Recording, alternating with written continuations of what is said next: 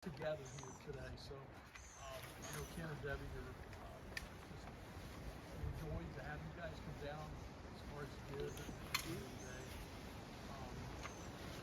You made us cry. Coming down with my dad's picture there. And so he's missed today. So we'll just jump straight to that. My dad passed in November, and he's here today. I'm wearing his shoes. So I'm literally standing in my dad's shoes, and we're blessed. So I warn you that Debbie and Ken gave me 45 minutes, 15 minutes to talk. And so I want to set a little bit of the context before we just jump into the ceremony, because the ceremony will be pretty quick. So I've got a few cards. Obviously, we're here to celebrate their marriage together and uniting today. You're probably wondering, what the hell is Doug doing up there officiating this thing? And so I'll tell you a little bit about that. About 2 months ago, was it? We were in lunch in Hamilton, and Ken and Debbie, the plans for this wedding have evolved, and they've really thought long and hard about this, and they worked hard on this spot and wanted it to be special. And they were thinking about somebody that could do the wedding. And I popped off at lunch and said, I can do that. I can be a reverend here and lunch. And they took me up on it. I thought they were bluffing, and so I kind of expected still the real people to come out as I'm standing here. But I'm honored. It's a privilege to be able to officiate at this ceremony today. So I've got a little bit of the history of telling stories that I pledge I won't do today. I think there's probably some people that are anxious that I'm making that pledge, so I'll be very careful about that. I also promise that if anybody yells, "No, Doug, stop," I will stop and redirect. A little bit of history there too.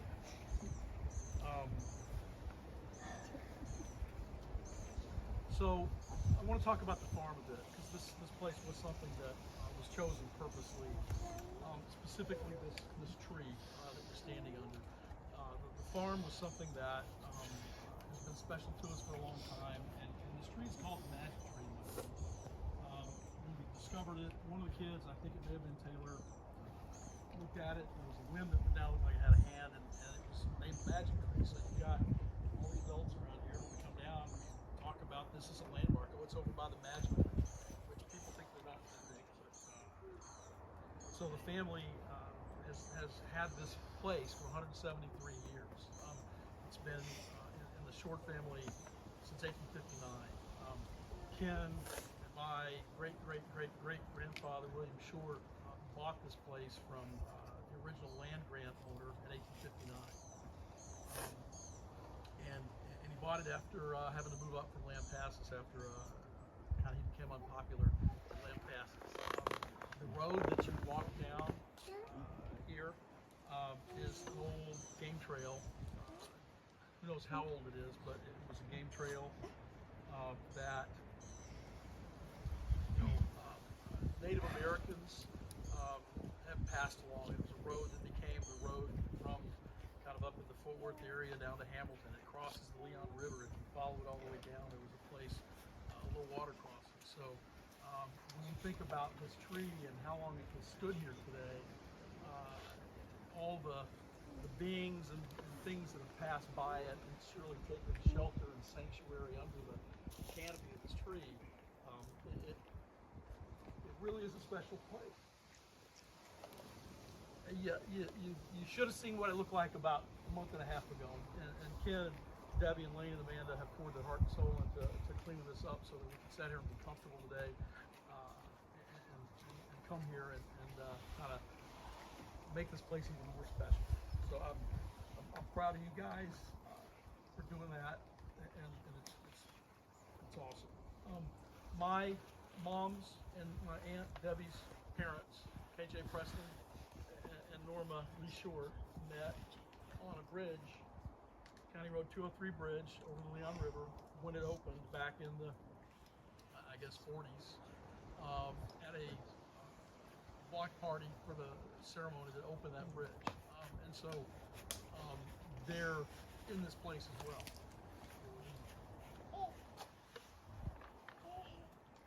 And if you want to add anything, said I went on at Dad's funeral. I'm ripping through this. This will be good.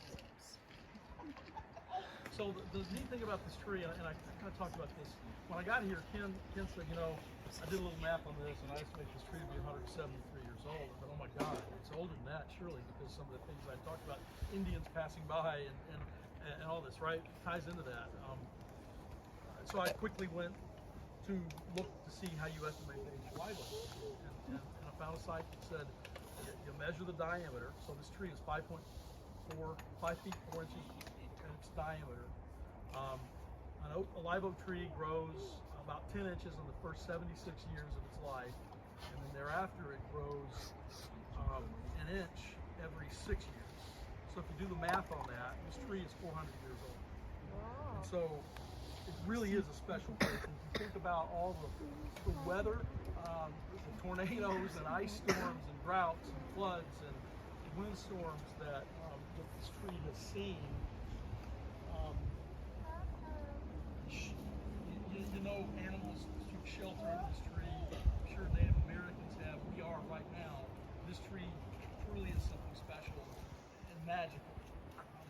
My dad loved this tree, and you know, as he was getting older, it was harder for him to do work down here, and we had kind of let this go. We weren't maintaining it. He would be so pleased to see you guys here today, to see the work you did. Debbie, you have put into this spot, and I would just ask that you guys would come down here about every month and help us keep this place cleaned up and trimmed, because it's a lot of work. So, but this is a tough old magical tree. That road is worn down as you go down it from all the traffic. It was the road that wagons went across before they built 281. You know, across the river. So there's a lot of history. We find arrowheads around all the time. So if you guys go kick through the fields out there, you may find arrowheads. My dad was known for walking around kind of shuffling his feet, and he found more arrowheads down here probably than anybody. Ken finds them all the time. I've found 3, so I don't have the map. But my parents have quite the arrowhead collection, and you guys may find some down here.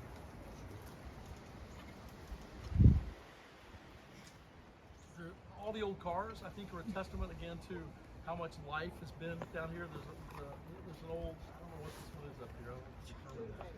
Old Chevy. There's a Studebaker up by the house over that way. There's a bunch of old cars. There's old tractor and farm implements. So again, this place is special. Ken and Debbie. Ken loves it. I think Debbie's grown to love it. And it's very special to them. So again, thank you guys for.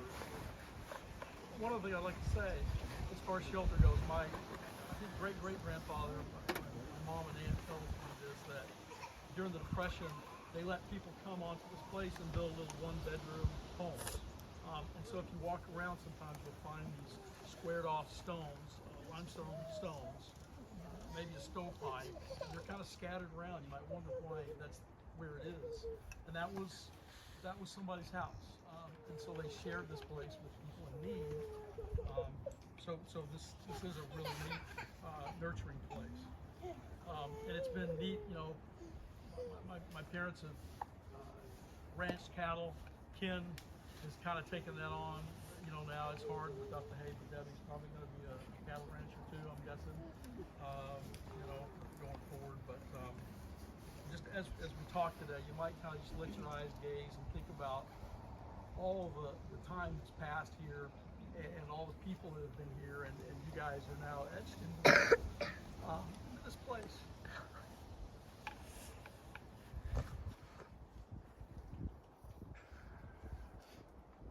Okay. So I'm a selfish bastard. I think everybody knows that. My brother is not. Debbie is not. I don't intend to be a selfish bastard. I'm just kind of wired that way. Ken and Debbie are the most nurturing, loving, caring people that I see. The way you have taken care of my mom and dad, they've taught me hard times. Debbie checks in on my mom, takes her to the doctor. It's just fantastic. And Ken, I don't get to participate in the Vasquez family events, but I know Ken's.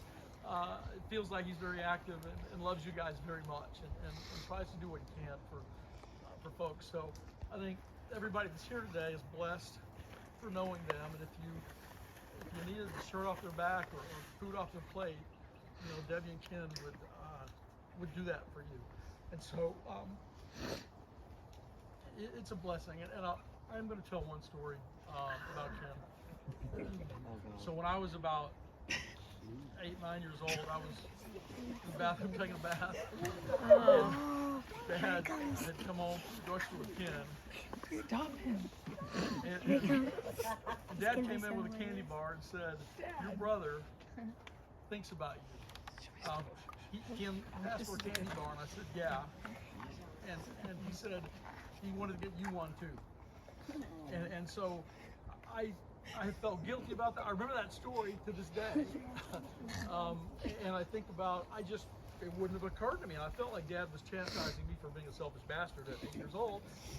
But it just, like I said when I started that little story, and there was another story I could have gone off on.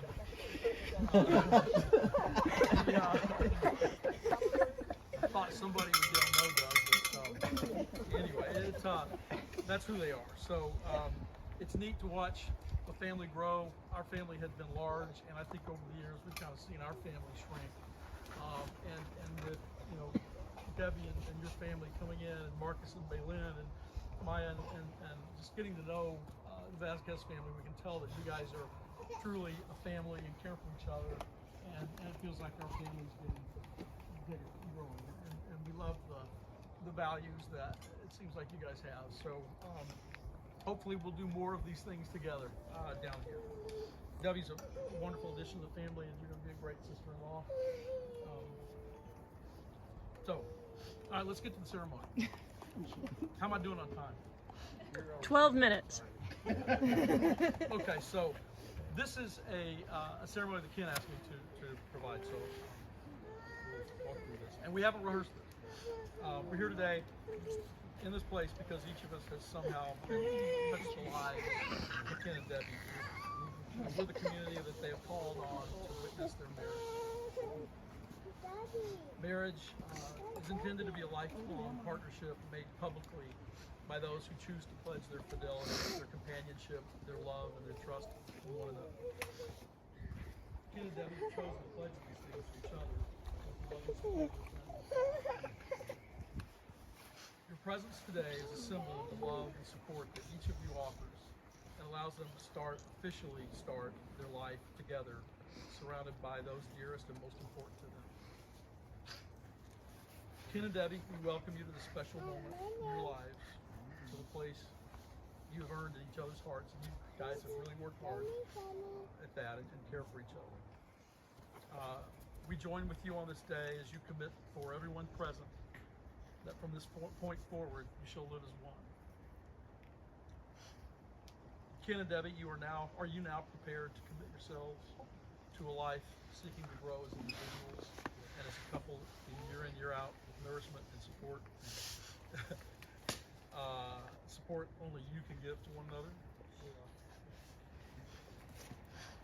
A wise poet once said, "Love is the essence of human experience and emotion.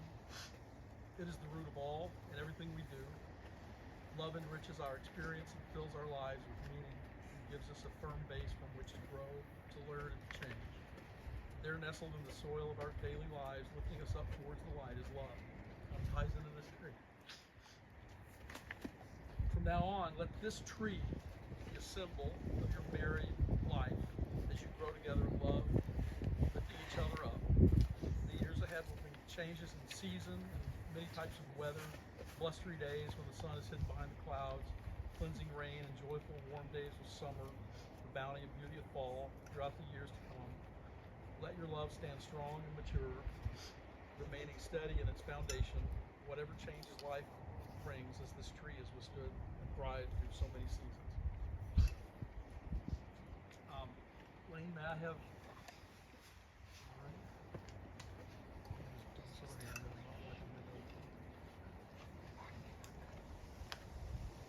The circle represents the earth, sun, and universe in its eternal nature. It symbolizes perfection and unity. Like circles, rings have no beginning and no end. They are a fitting symbol then to link these souls together forever.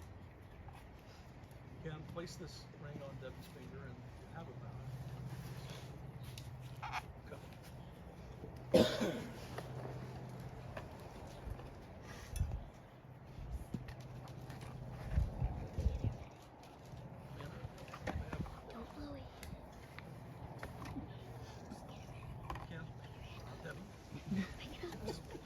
Place that ring on Ken's finger.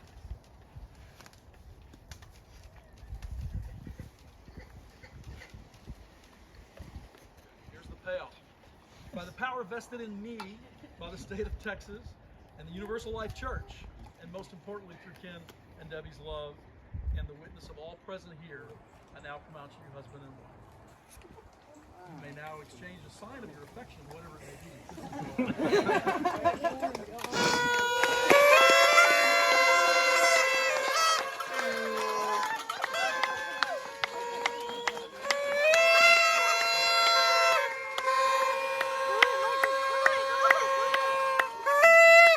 Can I just keep this every time Dad tries to talk?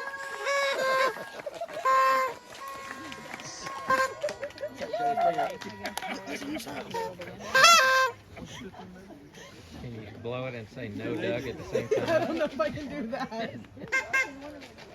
Who's taking No, the that's, picture? you gotta have a backup voice. So we can take a few pictures down here. And then we'll mosey on up to the house and go eat. That was a lot. You can get up and move around with the camera and places how you want to play.